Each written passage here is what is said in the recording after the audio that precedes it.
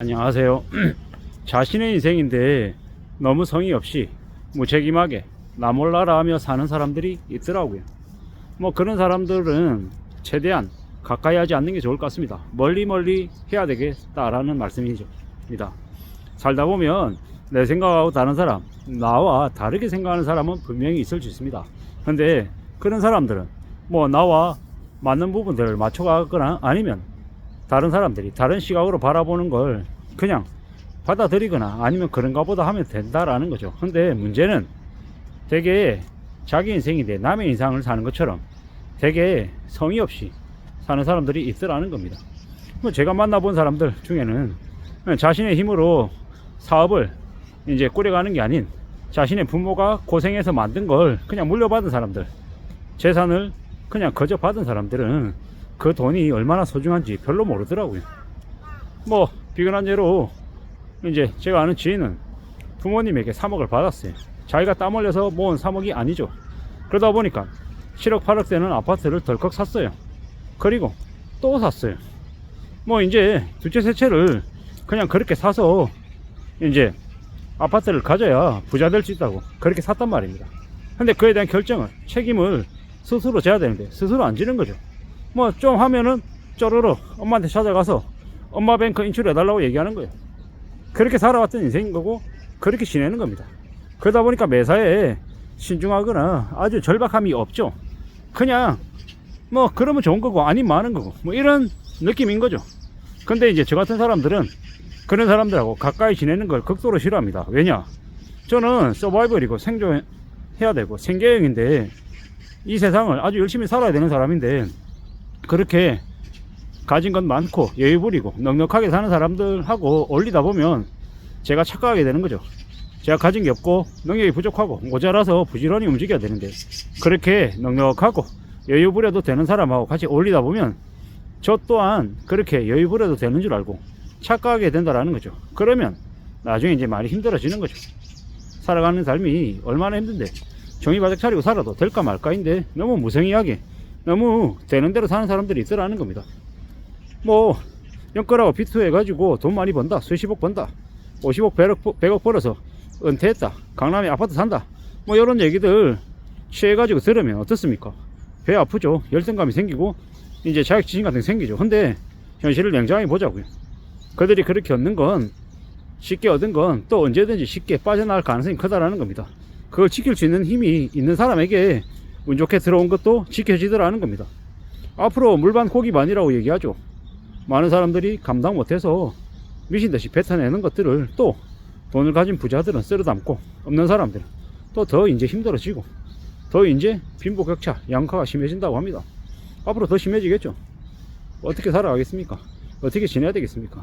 부자가 되고 싶고 돈 많은 뭐 자산가가 되고 싶은 마음은 알겠습니다. 근데 마음과 현실은 다르다라는 겁니다. 이 현실을, 나의 현실을 잘 헤쳐나가고 잘 만들어 가려면 어떻게 되겠습니까?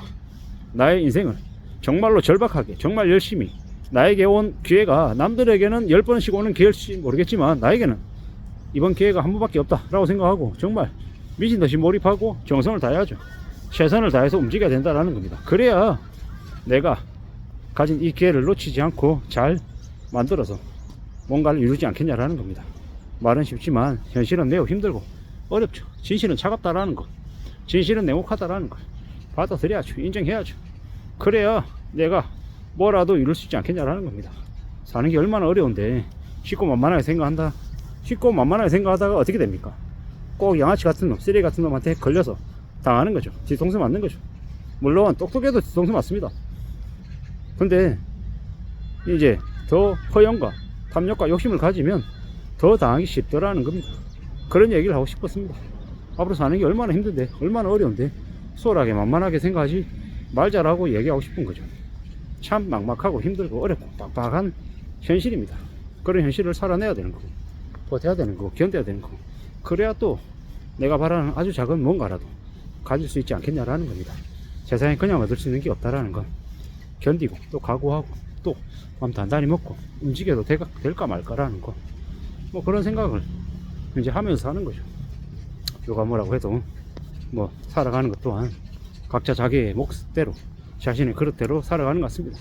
담을 수 있는 그릇이 얼마나 되냐에 따라서 생각하는 것들을 담기도 하고, 또 넘쳐가지고 수용을 못해가지고 그릇이 깨지기도 한다라는 건 요즘 와서 부쩍 느낍니다. 우리가 살아가는 삶이 참 쉽지 않다라는 거, 어렵다라는 거, 막막하다라는 거.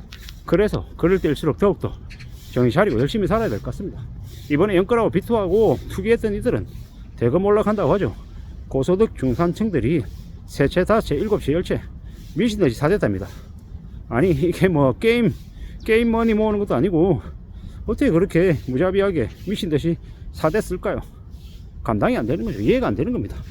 두 채, 세 채만 가져도 허걱거릴 것 같은데 간땡이가 부어가지고 너무 세상을 만만하게 쉽게 생각했던 것 같습니다. 세상을 쉽고 만만하게 생각했던 이들이 이번에 대거 몰락한다, 망가진다, 무너진다라고 생각합니다. 그들이 자빠지고 비명 지르고 쓰러지고 하면 이제 부채 없는, 빚 없는 자신의 여유돈을 가지고 있는 사람들이 조용히 나타나서 주워 담는 거죠. 거의 헐값에 주워 담을 겁니다. 그런 사람들을 보면 참 부럽죠. 우리가 언제든 10년에 한 번 정도는 이제 경제적으로 나아질 수 있는 기회가 온다고 하죠. 정말로 자산을 이룬 사람들은 그 기회가 언제쯤 오는지 대략은 안다고 합니다. 그 기회를 위해서 이제 돈을 모아가는 거죠. 현금화하는 거죠. 뭐 그러다 보니까 대기업들도 지금 현금을 비축하고 있고 인력들을 내보내고 불필요한 자산들을 정리하고 있는 중이라고 하죠. 왜겠습니까?